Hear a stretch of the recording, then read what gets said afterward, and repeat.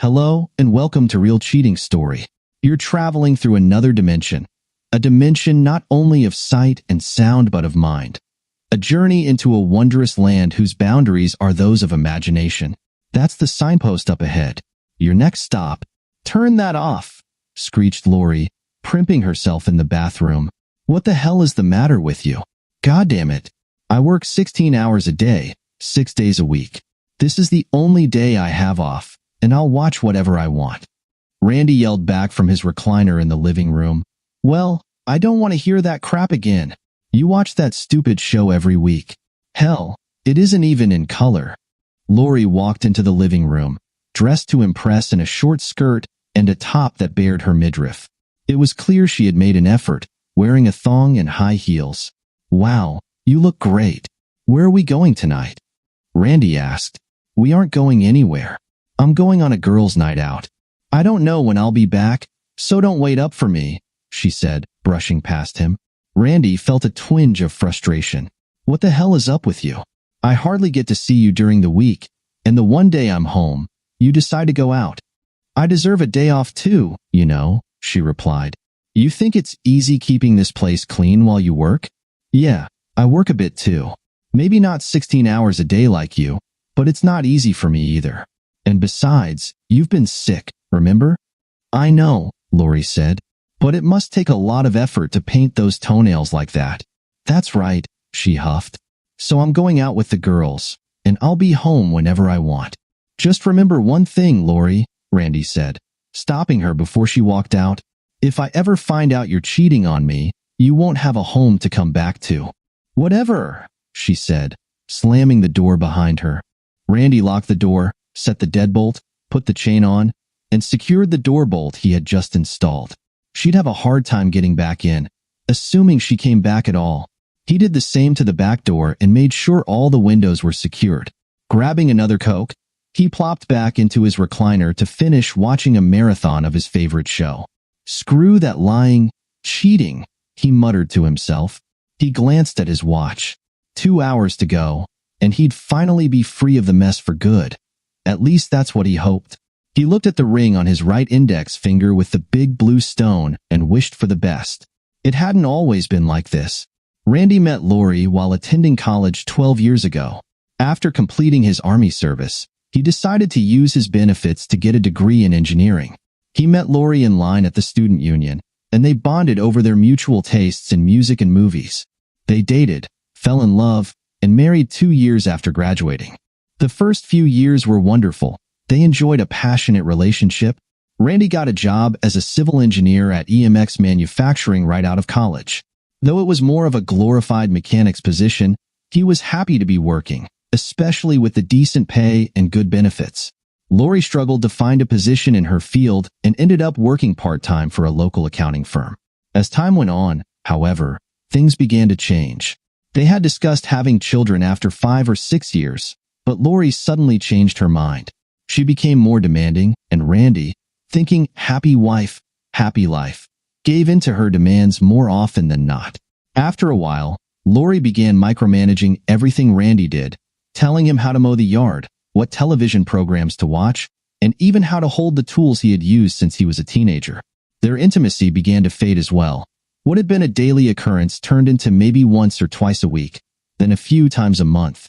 Lori started going out with the girls on Friday nights. At first, Randy didn't mind since he sometimes went bowling or hunting with the guys. Initially, she would leave right after work and return around 7 or 8 that night, always in a good mood. However, as time went on, Lori began coming home later and later, sometimes not returning until the next day.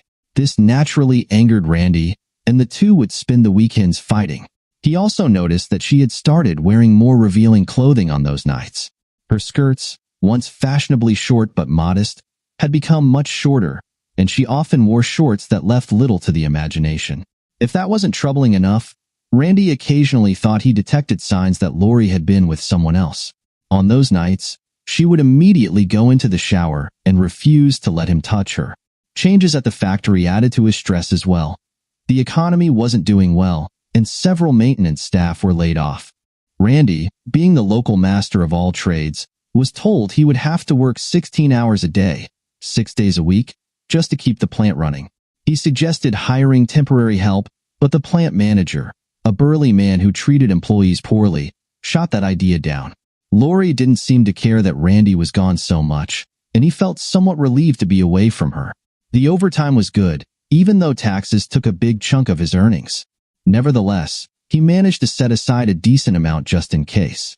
By now, Lori had taken to disparaging him publicly to their friends, claiming he was just a mechanic at a small factory while openly flirting with other men. Her treatment of him grew worse, leading Randy to believe that she might be cheating on him. He considered how he might catch her in the act, but unfortunately, hiring a private investigator or purchasing spy gear was too expensive. One day, while in a stall at work, he overheard a couple of employees discussing a woman who sounded just like Lori. "Did you see the legs on that girl going up to Akers?" one man asked. "Yeah. Do you think she's Akers' new?" the other replied. "Hell yeah. She comes to see him about 3 or 4 times a week, comes in around 3 o'clock and stays until 5 o'clock or 6 o'clock. Rumor has it she's married to a plant employee. Always comes back looking like she's been out all night." Randy decided to keep an eye out for who this woman was and positioned himself to see anyone going up to Akers' office. It took only a day for his efforts to pay off. Sure enough, he saw Lori walking up the stairs to his office, wearing one of her most revealing outfits. She looked around as if searching for someone before entering. Randy watched as 2 of the plant supervisors entered the office. Aker pulled the shades on the door and put up a sign that read, "Meeting in progress. Do not disturb." 3 hours later, he saw her leave the office, her hair disheveled and makeup smudged. One of the supervisors followed her out, tucking his shirt into his pants. The reality of her infidelity hit Randy hard, and he vowed to seek vengeance. Fed up with her actions and treatment, he seriously considered divorce. He even spoke to a couple of family law attorneys who informed him that, in his state, he was in a difficult position. He might keep the home he inherited from his parents, but even that wasn't guaranteed. Ultimately, he would lose a significant portion of his income, half of his retirement, and possessions, leaving him to struggle while paying for her to pursue her affairs. Because he had no definitive proof of her cheating, he felt powerless. He continued to watch for Lori and spotted her going to Akers' office several more times. He took pictures with his smartphone, but knew they might not hold up in court. Randy decided to confront her about the infidelity, but that backfired. "What were you doing at Akers' office this afternoon?" Randy asked when he got home. "What business is it of yours?" she replied, visibly perturbed. "Are you spying on me now? I couldn't help but see you going into his office, and you certainly weren't dressed for business. If you were with Aker, it's definitely my business." "I won't stay married to someone who cheats," he retorted. "I had to deliver some papers to him," she said defensively. "I didn't see any papers, and you sure didn't look like you were dressed for work," Randy replied. "I sometimes have to deliver papers to the plant on my way home from work. You're making too much of this." After a while, Lori began micromanaging everything Randy did, telling him how to mow the yard, what television programs to watch, and even how to hold the tools he had used since he was a teenager. Their intimate life began to dwindle as well. What had been an everyday occurrence became infrequent, shifting to maybe once or twice a week, then a few times a month. Lori started going out with the girls on Friday nights. At first, Randy didn't mind since he sometimes went bowling or hunting with the guys. Initially, she would leave right after work and return around 7 or 8, always in a good mood. However, as time went on, Lori started coming home later and later, sometimes not returning until the next day. This naturally angered Randy, and the two would spend the weekends fighting. He also noticed that Lori began dressing in more revealing clothing on those nights. Her skirts, once fashionably short, became even shorter, and she started wearing shorts that were quite daring. If that wasn't troubling enough, Randy sometimes thought he detected signs of something more on her skin when she returned home. On those nights, Lori would rush to the shower and refuse to let him touch her. Things at the factory changed as well. The economy wasn't doing well, and several maintenance workers were laid off. Randy, being the local master of all trades, was told he would have to work 16-hour days, 6 days a week, just to keep the plant running. He suggested hiring temporary help, but the plant manager, a burly cigar-chomping man with a flat top, dismissed the idea, treating the employees poorly. Lori didn't seem to care about Randy's long hours, and he was somewhat relieved to be away from her. The overtime pay was decent, despite taxes taking a chunk of his earnings, allowing him to set aside some money just in case. By this point, Lori had taken to publicly belittling him to their friends, claiming he was just a mechanic at a low-tier factory while openly flirting with every man she encountered. Her treatment of him worsened, and he began to suspect she was cheating on him. He considered how he might catch her in the act, but private investigators were too expensive, and the spy gear he thought about purchasing was equally out of reach.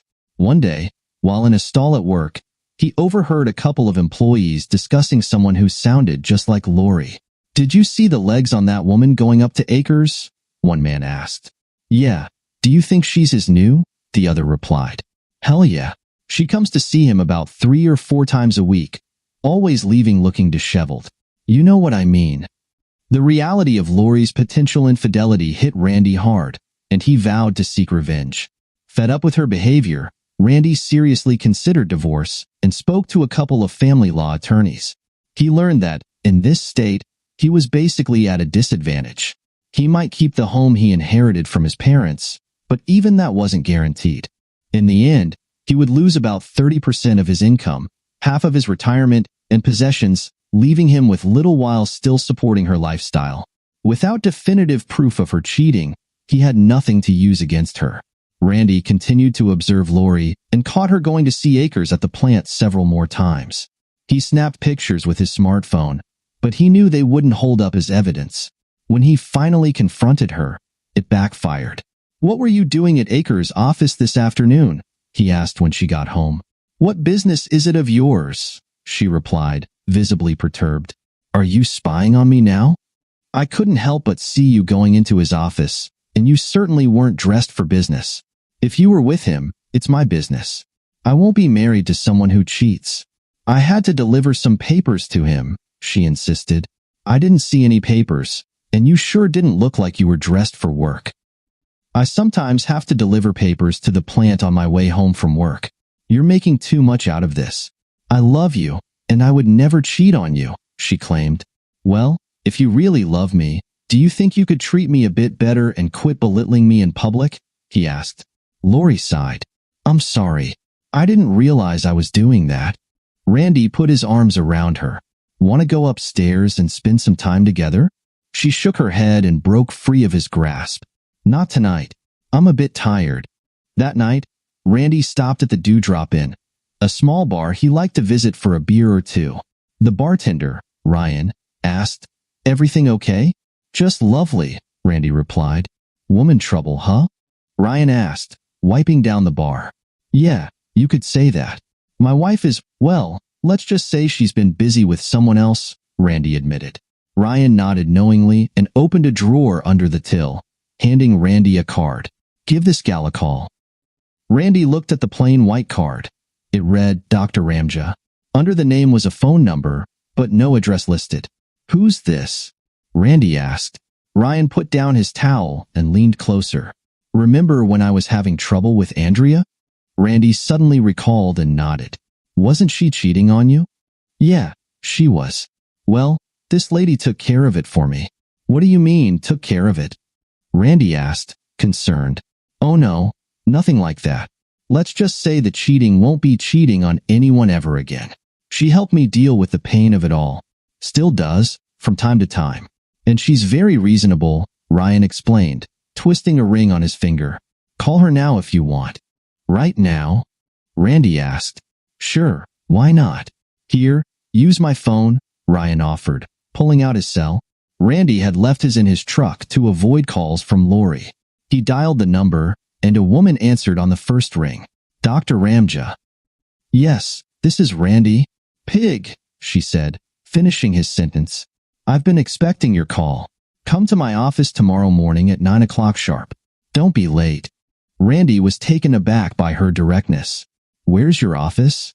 "The address is on the card," she replied. Randy checked, and indeed, the address was there beneath the number. "How did that happen?" "Are you really a doctor?" he asked. "Of course. I have a PhD in multiple disciplines. And I also have the cure for what currently ails you. Be there at 9 a.m. sharp and bring your phone and your laptop, she instructed before hanging up. Randy was shocked. How did she know who he was? Did you talk to her? Maybe arrange this? He asked Ryan. No, I haven't spoken to her since she helped me with Andrea. Trust me, she's your best shot at dealing with Lori. Randy thanked Ryan, took the card, and headed home. Lori was her usual self, lighting into him as soon as he walked in the door. Where the hell were you? She demanded. Why didn't you answer my calls? Ignoring her, he went to their bedroom, wondering if she had entertained her lovers in their bed. The thought sickened him. He changed clothes and returned downstairs. What was that at the plant? Lori pressed. Good question. What were you doing there? Please don't tell me you had to pick up papers for your accounting firm. We have an entire department for that. And since when does your company require you to dress like you're competing in a wet t-shirt contest? He shot back. I may have been born at night, but it wasn't last night. How I dress is none of your business, she retorted. So tell me, where were you tonight? If you must know, dear, I had a beer at the Dewdrop Inn. Now, I'm going to bed because I'm not feeling well. Working 16 hours a day, 6 days a week, to support someone ungrateful like you takes its toll. He went to bed, thinking about the strange call with Dr. Ramja. What kind of name was that? How did she know so much about him? That night, he got far less than his usual 5 hours of sleep and practically had to drag himself out of bed the next day. You look like, Lori said. I'm not surprised. I think I'll go see a doctor today. He picked up his phone and called the plant to inform them he would be gone for an appointment and didn't know how long it would last. Mr. Akers won't be happy, said the bubbly female voice on the other end. Randy recognized it as Angela, a fairly new hire in HR. Yeah, well, if he starts anything, remind him I have over 200 hours of sick time, Randy replied. Angela laughed. You got it, big guy, she said. Dr. Lori, you didn't tell me last night you had an appointment. What's wrong? Well, I didn't think you'd care anyway, considering how you've been treating me lately. I just have something that's been making me feel unwell all the time. Thought maybe I could get an antibiotic or something. Randy didn't like lying, but at this point, he really didn't care. Lori played the role of a caring wife, making Randy even more uneasy. Is there anything I can do, baby? She asked. Yeah, Randy thought. Quit messing around and start treating me right. Fat chance of that happening, though. Nah, it doesn't help that I'm working hard, 16 hours a day, to keep a roof over our heads. And it sure doesn't help to see you marching up to Akers' office dressed like you're on spring break. I'm sorry, Randy. I have things to do as well. I do have a job, you know, she said. But it doesn't take 3 hours to hand him some papers, does it? Papers I never see you carrying. Come on, Lori. I'm not stupid. Guys are talking. I hear them all the time. What's going on? He asked. It's not what you think. Then tell me what it is, he said. She looked at the floor. I can't say anything, she said quietly. Well, understand this. I absolutely will not tolerate a cheating wife. You got that? That means if I ever find out you've been unfaithful to me or anyone else, you're out. Oh, you heard me right. There will be no mercy, no forgiveness. We're done, and whoever is involved will also face consequences. Understand? Randy, please, she began. Shut it. I have to go. My appointment is at 9, and I can't be late. He grabbed his coffee and headed out the door. I love you, Randy, Lori said as he opened the door. He stopped and looked back at her. Yeah, right. Whatever, he replied before leaving. What was that all about? She wondered. Does he know? What will he do? Lori began to get nervous and called Akers. Hey, sweet cheeks, I hear the wimpy guy has a little boo-boo and is going to see the doctor today. Are we on for this afternoon as usual? I have 5 of my supervisors who can't wait to see you. 5 guys, Lori thought, 6 counting Akers. Wow, the thought made her feel a rush of excitement. Yeah, okay, listen, Ron. I think we may have to cool things down a bit. I think Randy knows what's going on, and he gave me an ultimatum this morning, she said. Don't worry about him. He's too clueless to figure it out. What's he going to do? Run to mommy and pout? Just have that lovely self in my office at 3 like normal, he said. Okay, Lori said quietly. I'll be there. Good, and no undergarments this time. Meanwhile, Randy was making his way to see Dr. Ramja. He found the building listed on the card. It looked like it hadn't been occupied for some time, and weeds were growing up the old brick walls. He drove around back and saw a parking lot with weeds pushing through the cracks in the old pavement. He pulled in and went inside with the bag holding his laptop and tablet, carefully making his way up the creaky old staircase, almost expecting trouble at any moment. He found the door to her suite simply marked Ram Nua and went inside. His first reaction was disbelief. A rather attractive young woman with long wavy blonde hair sat behind a computer hooked up to 3 monitors. The room was filled with old books and files, reminiscent of something out of an old Gothic horror film. She looked up and motioned him inside. Randy, right on time. Good. I appreciate punctuality. Please, come in and have a seat. Randy went inside, closed the door, and sat down. Coffee or tea? She asked. Coffee is fine, thank you, he replied. She poured a cup and handed it to him. Black, just the way you like it, she said, smiling. How in the world did she know that? He wondered.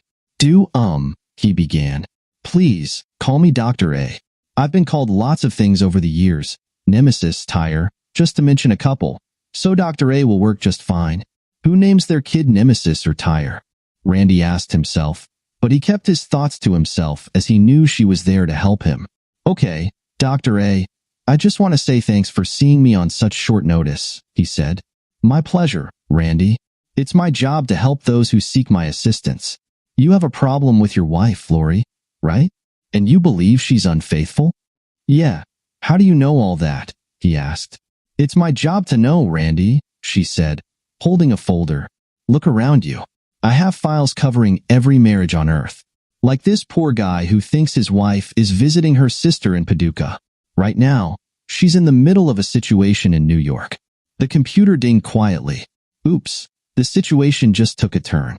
She's going to have a hard time explaining that, especially since her husband had a procedure 3 years ago. There's a divorce waiting to happen. So if you know this, why don't you just step in and stop it? Randy asked. Because, Randy, I have a very strict non-intervention policy. I don't get involved unless I'm asked, she explained. But maybe they don't have your number. I can be reached in other ways. I see you're not a very religious person. No, I haven't been to church since I was a kid. Too many hypocrites for my taste. She nodded. I can understand that. There are times, however, when a simple, honest, and heartfelt prayer for help gets across. You'd be amazed. In your case, it was a phone call. So how can you help me? Randy asked. Are you a lawyer, a private investigator, a psychologist? What?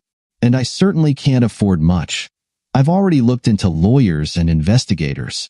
I am qualified to do all of those jobs.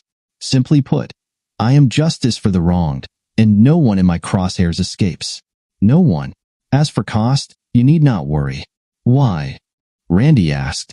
Simply put, I already have everything I need. And if I don't have it, I get it. No questions asked. So my services to you will cost nothing in terms of money. You will never see a bill from me, ever. As long as I'm needed on your case, I will be available anytime, day or night. All I ask is that when the time comes, you pay it forward the way Ryan did yesterday, she said. So how can you keep operating? Randy asked. Let's just say I have very deep pockets and leave it at that. Besides, getting justice for those who are wronged is the ultimate satisfaction in my line of work. Look, Randy, you do what you want, but understand that the courts aren't going to work in your favor, and you could lose the house you inherited from your parents, as well as nearly everything you've worked so hard to earn. You don't want that. So do we have a deal? Randy was amazed at what she had just said, but he knew she was right, and he couldn't continue to live the way he had been. He extended his hand. You got a deal, Dr. A, he said, shaking her hand. They spent the next several hours reviewing his marriage to Lori, or rather, Randy listened as Dr. A told him about his life with Lori. He learned from her that Lori had been unfaithful to him for the last 2 years, but the worst part began when Ron put him on 16-hour days, which he told him was a setup to make her more available to him and his friends. Girls' Night Out was just a cover for her more questionable activities, which often included multiple partners at the same time. He also learned that she had quit her job with the accounting firm to spend more time with her lovers. 6 months ago, she had gotten pregnant as a result of an encounter with Ron and 3 of his supervisors. Although she had an abortion, the procedure had complications that left her unable to have children. Randy remembered a time when Lori seemed extremely ill but refused his help. Overwhelmed by the pain of Lori's betrayal, he broke down crying. He loved her dearly, worked hard for her, and took care of her, and this was how she repaid him. Dr. paused, walked around, and gently took Randy in her arms to comfort him. The moment she touched him, he felt a strange sense of peace wash over him. He couldn't explain it. She kissed him lightly on the cheek and wiped a tear from his face. "It's going to be okay, Randy. I know this is hard, but we have to get through it. When we're done, I promise you'll feel much better." He looked at her and nodded. Who was this woman who could alleviate such deep pain with a simple touch? She sat back down and continued reviewing their marriage. So, Lori meets with Mr. Akers and several of his supervisors at least 3 times a week. They all know she's your wife, by the way, and yes, they're having a good laugh at your expense. They're planning to meet today at the usual time. Oh, and Akers has instructed her not to wear certain undergarments for their afternoon meeting. What? Randy exclaimed. "Remember, it's my job," she said, smiling. Randy vowed he would make them all pay, especially Akers. "At this point, we need to gather evidence since I'm sure you want some measure of revenge against the men involved with your wife," she asked. "Don't you have everything in your files? Isn't that enough?" "It's enough for me, and my information is absolutely reliable. Unfortunately, it won't hold up in court. Give me your laptop, your smartphone, and your tablet. I'm going to install something, so you can keep a close eye on Lori." Randy watched as she quickly installed the software on his devices. Soon, she had the laptop open to the desktop and pointed to an icon for him to open. It prompted for a password, which Dr. A provided. When the application opened, a large window displayed a bird's-eye view of Lori in their bedroom. The audio and video quality was impressive. Lori appeared to be putting her clothes away. Dr. A showed Randy how to maneuver the camera for different angles, even allowing him to zoom in closely. She also demonstrated how to save the video files for later use. The program included a notification box that would alert him to significant events. Randy was amazed. "Where are the cameras?" he asked. "Surely she has to know she's being watched." Dr. A put a finger to her lips. "Trade secret," she said, winking. "And no, she has absolutely no idea she's being monitored.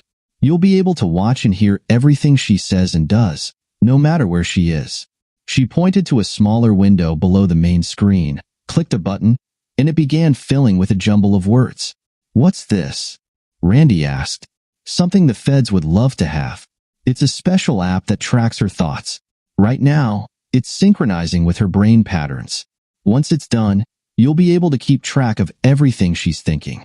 All her plans and desires will be laid bare for you to see." Sure enough, the jumble began to form coherent sentences. "Oh my God, I'm going to be with 6 men today. I'd love to see the look on Randy's face. I wish to God I never met him. He's so self-righteous. Why couldn't he be like Ron? Oh well, I'll only have to put up with it a little longer. Once Ron sets him up, he'll be well and truly out of the picture. After he's gone, I'll get his house and all that insurance money, and I'll be set for life." "Oh my God," Randy exclaimed. "They're planning to kill me." Dr. A clicked the save button. "Yes, it certainly appears that way," she said. "What do I do? I can't take this to the police. They'd never believe me," Randy said, on the verge of tears. Dr. A hugged him, and he instantly felt better. "Watch the video and the thought feed today. Stay away from her as much as you can tonight. You're off work tomorrow, so come see me at the same time in the morning, and we'll discuss your options, okay?" Randy nodded, wondering what she meant by options and how she managed the surveillance and brain scan. Who was this woman? He had questions but set them aside. After all, she was firmly in his corner, and whatever she did made him feel much better. "Remember," she said as he began to leave, "no matter what, I'll be here as long as you need me, anytime, day or night." "Got it," he replied. "Thanks for everything," he added. She smiled. "My pleasure." Randy went home and saw that Lori was already gone. He fired up his laptop to find out what she was up to. It was just a little before 3, and he knew she would be heading to the plant to see Akers. Sure enough, he saw her heading up the stairs to see him.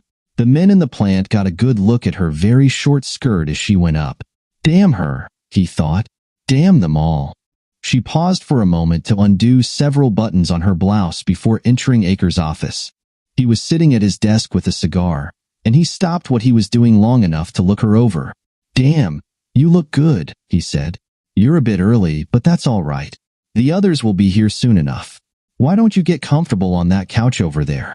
Lori walked to the couch, her intentions clear. Better than Colonel Sanders, huh? She joked. I'll take care of it for you next Thursday, he replied. We have a piece of equipment on the north side that constantly breaks down. The only way to fix it is to crawl inside. But if it's not done right, it could backfire and cause serious harm. Lori responded, You get a new piece of gear, and I get the house and his insurance. He nodded. Yeah, and of course my cut of your insurance money. The owners will want to settle with you, just to keep it out of court. You could still play the grieving widow and walk away with a few million, minus my cut, of course. Randy knew the equipment they were discussing was dangerous and should have been replaced a decade ago, but upper management had refused due to cost. Now, they would have to deal with much more serious issues. Randy saved that piece of video and continued watching. Maybe next Wednesday, we can invite your husband into our little meeting for one last big send-off. I could tie him up and let him watch. What do you think? He asked. Lori smiled wickedly. Oh wow, that would be so exciting. Randy wanted to punch his laptop. 5 other supervisors showed up, and Akers put a "Do Not Disturb" sign in place. Randy knew who all the other men were and made sure to capture good shots of their faces. They were all married and often bragged about their conquests. Soon, Randy thought, they would all likely be divorced. Well, Akers, you were right, one of them said. PA's wife sure is a looker. Can't wait to have my turn. They all laughed. Over the next 3 hours, Randy watched as Lori interacted with each of them multiple times. Some used protection, which only fueled Randy's anger. After a while, he noticed a thought in the box below the video. Once Randy is out of the picture, I'll be living this way every day. Suddenly, a notification box lit up on the display. Randy moved his mouse over it. STD alert, the pop-up said. Randy was stunned. Lori didn't know this, and neither did the men she was with. They continued their activities for another 2 hours, and by now, all 6 men were likely exposed. Randy grabbed his phone and called Dr. A. She answered on the first ring. She just got infected with gonorrhea. Did you see what Akers and Lori plan to do to me? Yes, I know. I saw that too. Don't touch her tonight. Whatever you do, I'll take care of the others. What do I do? Should I send the video to the police? Randy asked. At the very least, this is conspiracy to commit murder. What you need to do is relax and trust me. No one escapes my justice. I'll see you tomorrow. With that, Randy hung up. He noticed that Lori had left Ron's office and was heading to her car. He watched the thought scanner to see what was on her mind. Asterisk, I can't wait to be with Randy after being with all those men. He'll be out of the picture next Thursday anyway. Asterisk, at that moment, Randy felt more hatred toward her than he ever had for anyone in his life. He closed down his laptop, nuked a pot pie, and turned on the TV. Soon, he heard her car pull into the driveway. She entered the house and walked right past him, a scent of someone else lingering on her. He said nothing. Right now, he felt as though he could happily put an end to everything. I'm home, she announced. Randy stared at the TV, trying to ignore her. I said I'm home, she repeated, louder this time. Still silent, Randy moved his head to focus on the screen. Screw this, she huffed, storming off. A couple of hours later, she yelled, Are you coming to bed? Not if you're in it, he replied.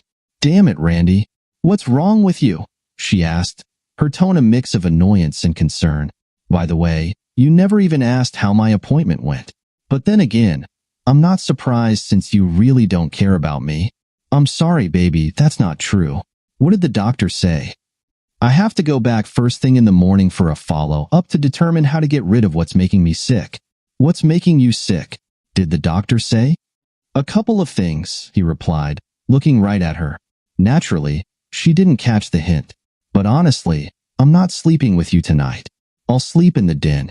You smell bad, and I don't want to risk anything. Okay, she said quietly, turning back to the bedroom. Randy waited until he heard the door close, then pulled out his phone and opened the monitoring app Dr. A had installed earlier. He was curious to see what she was thinking. Asterisk, oh my God. Does he know? What will he do? What will Ron do? I don't know if I can do this anymore. My husband hates me, but I hate him too. After all, that's why I approached Ron about getting rid of him. I thought that working all those hours would wear him down or give him a heart attack, but it didn't. Maybe Randy knows more than he's letting on. His eyes were so full of hate for me. That's not the Randy I know. What have I done? Asterisk. Randy smiled, knowing that whatever conscience she had left was starting to eat at her. Tired, he went into the den, lay down on the futon, and fell asleep. The next morning, Randy got up, showered, dressed, and grabbed some coffee before walking out the door. He said nothing to Lori and offered no display of affection. Can I go with you to the doctor? She asked. Randy shook his head. No, I don't know when I'll be finished, and I'm sure you have other things to do. Oh, Randy, you know I do love you. You have a funny way of showing it, he replied. Do you still love me? She asked. Randy considered his answer. Honestly, Lori, I don't know. A part of me does and probably always will, but truthfully, a part of me hates you with a red-hot passion right now. I think you know why. I always loved the girl I married, but right now she's gone, and I don't know what you did to her. I've got to go. I'll be back when I'm back. Okay, I'll see you when you get back, Lori said. Randy left, confused by their last exchange. Was she having doubts? Would she finally come to her senses? He doubted it. Even if she did, there was no way he could ever trust her again. He arrived at Dr. A's office and went inside right on time. Again, she said, smiling. Have a seat while I get your coffee. Randy accepted her coffee and watched as she glided back to her chair. He found himself wanting to know this woman better. She wasted no time getting to the point. They talked for some time about Lori and the plot against him. Well, I take it last night opened your eyes, she said. Yeah, I never knew just how bad things were with Lori. There's no question. Divorce is the only answer, he replied. Dr. A looked at him carefully and drew a piece of chalk from her desk drawer. You're limiting yourself, Randy. Surely there's something much better. Let me explain. She got up and walked around the desk, standing in front of Randy. She drew a circle on her desk with the chalk and filled it in. We're going to play pretend here, okay? Okay, Randy said. Let's pretend this is a button, a very special button. Lori could disappear, transported anywhere you wanted. Do you think you could press it? She asked. Randy looked at the circle before meeting her gaze. Anywhere, he inquired. Absolutely, and it doesn't even have to be a real place, she replied. But wouldn't her absence go unnoticed? Wouldn't people start looking for her? Randy asked. Dr. A smiled. Not if she never existed here.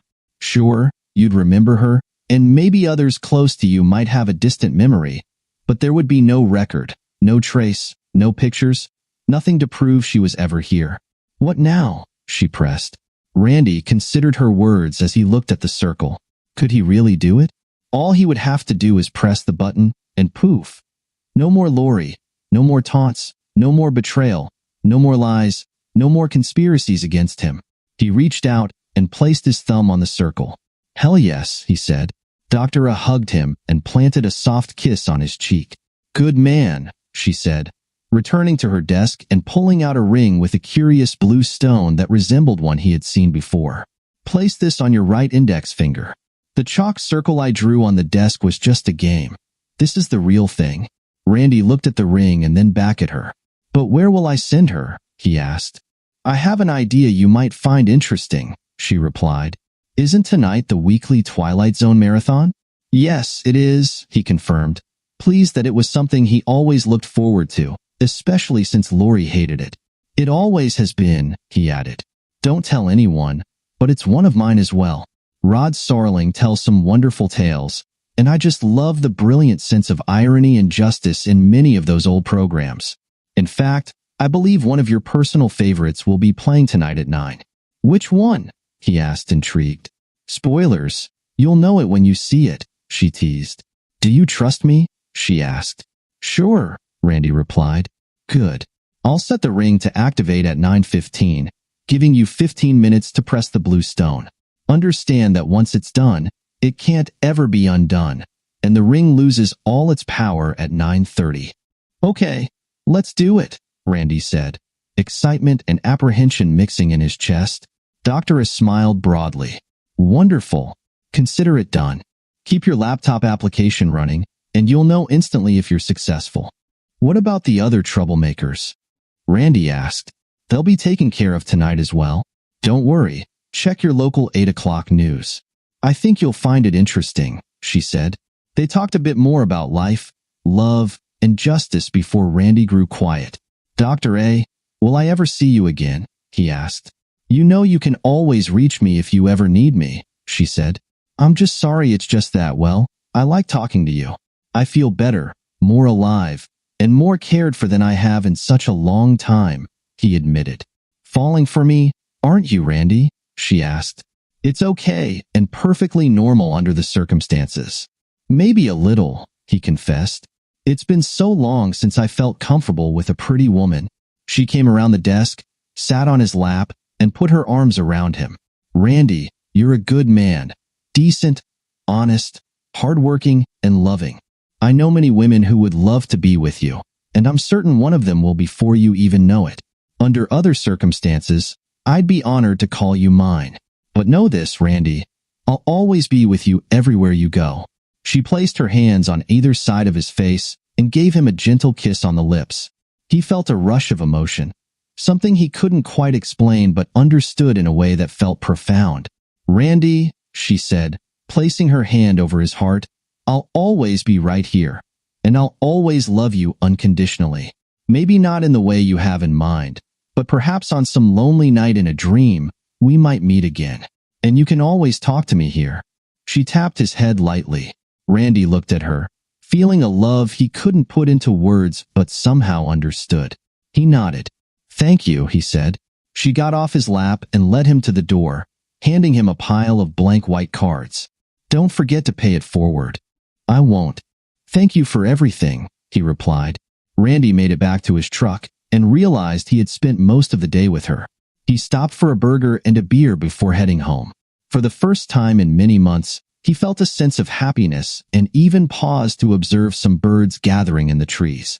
After spending some quality time communing with nature, he headed home.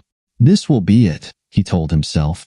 He arrived just in time for the first Twilight Zone episode of the evening, grabbed a Coke instead of a beer, and settled in. Lori was back to her usual self as she prepared for her girls' night out. Well, I see you finally decided to come home. How did it go with the doctor? She asked. WK great, Randy said. So did the doctor figure out how to cure whatever it is that's making you so sick? She asked. As a matter of fact, yes, and I should be feeling much better by the end of the evening, he replied. So what did you do for the rest of the day? You were gone an awful long time, she shot back. I went and grabbed a burger and a beer, then just spent some time enjoying nature. It's amazing what we take for granted, you know, he said. Whatever, she replied sarcastically, retreating to the bedroom. Randy ignored her and immersed himself in the week's marathon. Soon enough, she was gone, and he considered the ring on his finger. He checked the time. 7:59 p.m. Turning on the local news, he was shocked by what he saw. Tonight on Eyewitness News, the anchor said, a mysterious explosion at EMX Manufacturing has resulted in the deaths of 6 men, including plant manager Ron Akers. The others are believed to be supervisors, but their names have not been released pending notification of next of kin. It's not known what caused the explosion, but authorities suspect it's related to aging equipment that mysteriously activated. The plant, operational since the 1950s, has a long history of safety issues, and OSHA has closed the facility until a full investigation is complete. Workers have reported seeing an unidentified woman meeting with Akers several times a week for months. Some believe this woman may have had inappropriate involvement with Akers and others. It's unknown if she's connected to tonight's explosion, but authorities haven't ruled it out. Additionally, Police have received a video showing Akers allegedly discussing a plot to harm an employee using the very equipment involved in tonight's incident. The source of the video remains a mystery, but authorities are investigating. Stay tuned for further developments in this strange tale. Wow, Randy thought to himself. Address you, he said to the empty room. I hope you're safe. I'm just fine, thank you, he heard in his mind. Turning back to the marathon, he thought, screw Akers and the others. They got what they deserved. He knew he'd be answering many questions in a few days, but tonight he would celebrate. He turned on his laptop and launched the surveillance program. Sure enough, Lori was in a compromising position, and the men around her were ignoring safety. I need more, she moaned repeatedly. The clock struck 9 o'clock, and as promised, one of his favorite episodes began. It was called To Serve Man, a classic tale about aliens who came to save humanity from its troubles. Lloyd Bachner played one of the main characters, tasked with translating a book the aliens had brought. Randy's grin widened as he realized the book was a cookbook, and the aliens' true intentions were revealed. As the show progressed, the blue stone in his ring lit up at 9:15. He waited for the perfect moment, glancing between the television and his laptop. Just as the character learned the truth about the book, he pressed the blue stone on the ring. Suddenly, the character vanished, and in his place stood Lori. It worked, Randy thought to himself. It actually worked. Thank you again, Adrisa. I love you, he shouted to the room. You're welcome, Randy, he heard whispered in his ear. I love you too. Now go, live, love, and enjoy life. As Lori stood there, realizing she was no longer part of the scene she had been in, she looked around in confusion. She soon noticed a monitor showing Randy in what used to be their living room, tears welling in her eyes. Randy, is that really you? What's going on? She asked weakly. Randy turned the laptop so she could see the screen and rewound the video to show her in a compromising situation. She jumped back in shock. No, Randy, please. It's not what you think, she said. Oh, but it is what I think. You were getting intimate and begging for more, so I just gave you your wish. What do you mean? She asked, her voice trembling. Randy explained the premise of the episode she was now a part of, and her eyes widened in horror. No, Randy, please don't do this to me. Take me back. I'll be the best wife ever, she begged, tears streaming down her cheeks. No can do. It's a one-shot deal, and it can't be reversed, he said, pulling up a video of her with Akers. Your lover boy and the 5 others you were with yesterday are now dead. Guess they won't be causing any trouble next Thursday the way you wanted. Sorry. No, Randy, that was all just talk. Nothing was going to happen. Really? Please believe me, she pleaded. Not going to happen. I heard everything you two said and saw everything you did. I even saw your thoughts. I also know all about your abortion. I told you if you cheated on me, you were out. You didn't listen and ended up infected with gonorrhea. So now you're out for good. Have a safe flight. Bye, he said. No. Lori wailed as the scene changed to a man in a suit, holding a cigarette in one hand. Tonight's tale was supposed to be the recollections of one Michael Chambers, but instead, it has become the final and belated regret of a woman who thought she was the best a man could get. A sexual dessert, if you will, for anyone with the right physical attributes.